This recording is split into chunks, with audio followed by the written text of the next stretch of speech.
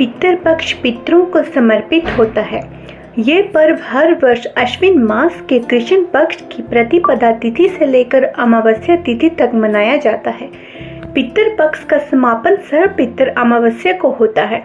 इस वर्ष 18 सितंबर से लेकर 2 अक्टूबर तक पितृपक्ष है। इसके अगले दिन से शारदीय नवरात्रि की शुरुआत होगी। गरुड़ पुराण में निहित है कि पितृपक्ष के दौरान पितरों का तर्पण और पिंडदान करने से 3 पीढ़ी के पितरों को मोक्ष की प्राप्ति होती है।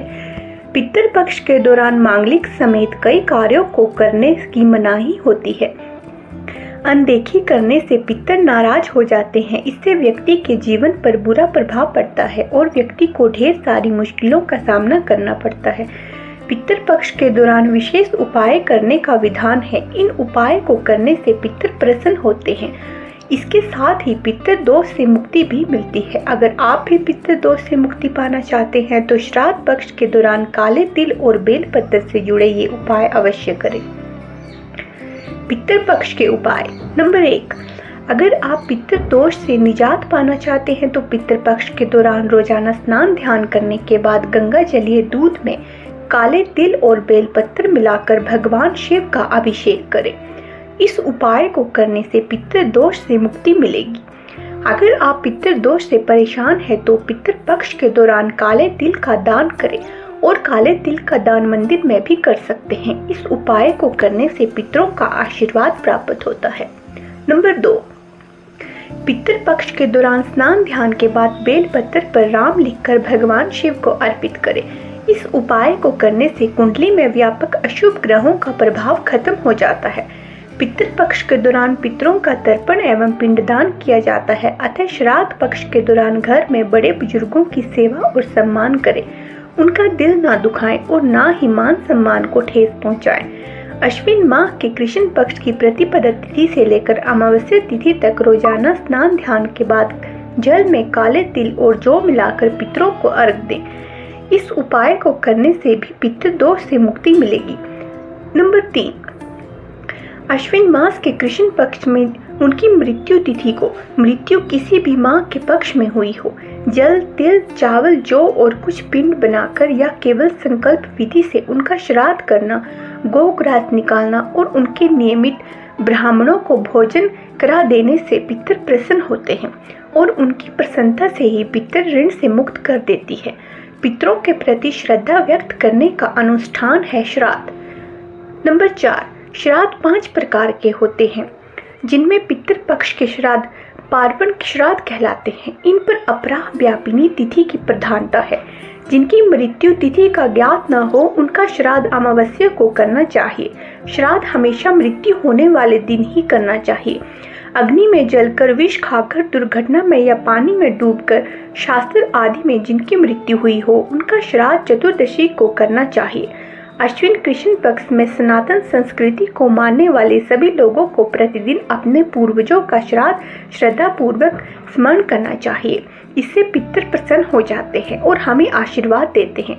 अश्विन मास का कृष्ण पक्ष पितरों के लिए पर्व का समय है। इससे हमें पितरों को पूरी तरह से संतुष्ट करना चाहिए। नंबर 5, कुश तिल यव गाय को कौवा और कुत्ते को श्राद्ध के तत्व के प्रतीक के रूप में माना जाता है। कुश के अग्रभाग में ब्रह्मा, मध्य में विष्णु और मूल भाग में भगवान शंकर का निवास माना जाता है। कौवा यम का प्रतीक है जो दिशाओं को फलित बनाता है। गाय को बैतरणी से पार लगाने वाली है ही। दैनिक जीवन में भी भोजन की पहली ग्रास गाय को देते हैं। श्रद्धा का एक अंश कुत्ते को देने से यमराज प्रसन्न होते हैं। यदि आपके घर में भी पितृ दोष लगा है तो इसका संकेत यही है कि कड़ी मेहनत के बाद भी सफलता नहीं मिल रही, साथ ही कारोबार में भी नुकसान होने लगता है। यह पितृ दोष की तरफ इशारा करता है। नंबर 6, पूजा अनुष्ठान उद्यापन कथा विवाह आदि में चाहे ब्राह्मणों की परीक्षा ना करे लेकिन पितृ कार्य में अवश्य करे। समस्त लक्षणों से युक्त, हाथ का सच्चा, व्याकरण का विद्वान, शील एवं सद्गुणों से युक्त 3 पीढ़ियों से विख्यात ब्राह्मणों के द्वारा शैल रहकर श्राद्ध संपन्न करें। श्राद्धकर्ता को पितृपक्ष में क्षौर कर्म यानी बाल या नाखून नहीं कटवाने चाहिए। ब्रह्मचर्य का पालन करें। पान खाना, किसी प्रकार के नशीले पदार्थों का सेवन, मांस, तेल, मालिश, ये सब कार्य वर्जित है। श्राद्ध के अंत में क्षमा प्रार्थना करें। नंबर 7, गरुड़ पुराण में वर्णित है कि पितृपक्ष के दौरान तामसिक भोजन का सेवन नहीं करना चाहिए, साथ ही शराब का सेवन न करें। आसान शब्दों में कहे तो पितृपक्ष के दौरान मांस मदिरा का सेवन भूलकर भी नहीं करना चाहिए, इससे पितृ की कुदृष्टि व्यक्ति पर पड़ती है। पितृपक्ष के दौरान साग, सत्तू, चने की दाल, चना, बेसन आदि चीजों का सेवन भी नहीं करना चाहिए। साग और सत्तू का सेवन भूलकर भी ना करें। इसके अलावा मसूर की दाल, कुल्थ की दाल, गाजर, मूली आदि चीजों से भी परहेज करें। नंबर 8, घर के बड़े बुजुर्गों का अपमान ना करें। परिवार में किसी का दिल ना दुखाएं और ना ही उनके मान सम्मान को ठेस पहुंचाएं। इसके साथ ही पशु, पक्षी, जीव जंतु को भी ना सताएं। पितृपक्ष के दौरान खरीदारी ना करें और ना ही नए रंग के वस्त्र धारण करें। इस पक्ष के दौरान भूलकर भी शुभ कार्य की शुरुआत ना करें, ऐसा करने से व्यक्ति को पितृ दोष लगता है। पितृपक्ष के दौरान रोजाना अपनी आर्थिक स्थिति के अनुसार अन्य जल और धन का दान करें। पितृपक्ष में रोजाना पशु पक्षी का चारा दें। आप अपने छत पर भी पक्षियों को दाना दे सकते हैं। नंबर 9, पितृपक्ष के दौरान रोजाना स्नान ध्यान करने के बाद दक्षिण दिशा में मुख करके पितरों को जल का अर्घ दें। इसके बाद पितरों को भोजन दें। पितृपक्ष के दौरान पितृ चालीसा का पाठ करें और पितृ मित्रों का जाप करें। पितृपक्ष के दौरान रोजाना संध्या काल में छत पर दक्षिण दिशा में मुख करके सरसों के तेल का दीपक जलाएं। पितृपक्ष के दौरान ब्रह्मचर्य नियमों का पालन करें और साथ ही जरूरतमंदों की सेवा करें। नंबर 10, पितरों की कृपा प्राप्त करने के लिए पितृपक्ष को उत्तम माना जाता है। इस दौरान विधि पूर्वक पितरों का श्राद्ध करें। इसके अलावा अगर संभव हो तो चांदी की वस्तु को दान करें। पितृपक्ष में चांदी का दान करने से पितरों की मन की शांति होती है। पितृपक्ष में चावल और गेहूं का दान भी कर सकते हैं। इसे श्राद्ध में शुभ फल की प्राप्ति होती है और पितरों का आशीर्वाद प्राप्त होता है। नंबर 11, श्राद्ध प्रक्रिया में काले तिल को शामिल करने का विशेष महत्व है। मान्यता है कि काले तिल का दान करने से जातक के जीवन में आ रहे सभी तरह के संकट दूर हो जाते हैं और कुंडली के बुरे ग्रहों के असर से मुक्ति मिलती है। पितृपक्ष में गरीब लोगों में भूमि का दान भी कर सकते हैं। ऐसा करने से इंसान को पापों से छुटकारा मिलता है और नाराज पितृ परेशान नहीं होते। नंबर 12, सनातन धर्म में गोदान का अधिक श्रेष्ठ दान माना जाता है। धार्मिक मान्यता है कि पितृपक्ष में गोदान करने से जातक को सुख समृद्धि का आशीर्वाद प्राप्त होता है और पितरों को भगवान विष्णु के चरणों में स्थान मिलता है। इसके अलावा अक्षत का दान कर सकते हैं। इसके दान से परिवार के लोगों के बीच मिठास आती है और रिश्ते मजबूत होते हैं, साथ ही सारी समस्याएं दूर हो जाती हैं।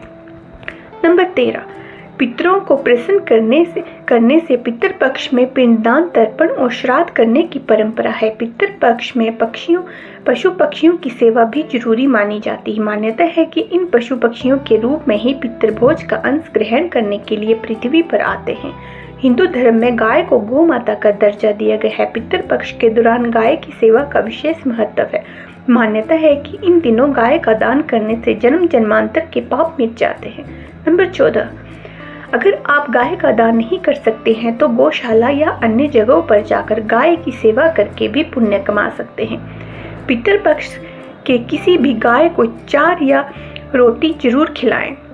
पितृपक्ष के दौरान अगर खुद आपके दरवाजे पर गाय आती है तो ये बहुत ही शुभ संकेत माना जाता है। ऐसे में गाय को आप अपने दरवाजे से कभी ना भगाएं। ऐसा करने से आपके परिजन आपसे नाराज हो सकते हैं। पितृपक्ष के दौरान गाय को हरा चारा खिलाएं और इससे पितृदोष से मुक्ति मिलेगी। मान्यता है कि पितृपक्ष में गाय की सेवा करने से सभी प्रकार के दुख दर्द दूर हो जाते हैं और घर में सुख समृद्धि का वास होता है। नंबर 15, पितृपक्ष में कैसे करें पूजा। पितृपक्ष में पीपल के पेड़ की पूजा करनी चाहिए। धार्मिक मान्यताओं के अनुसार कहा जाता है कि पीपल के वृक्ष में पितरों का वास होता है। ऐसे में पितृपक्ष के दौरान सूर्योदय से पहले उठकर स्नान करने के बाद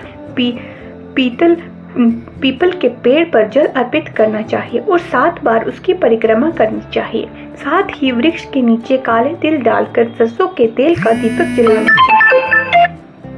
ऐसा करने से पितर प्रसन्न होते हैं।